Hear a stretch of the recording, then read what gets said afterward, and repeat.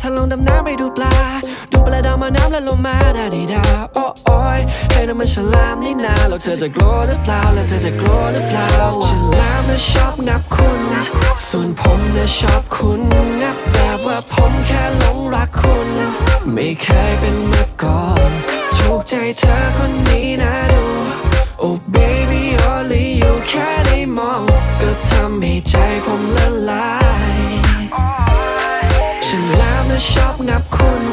ส่วนผมน่ะชอบคุณงับแบบว่าผม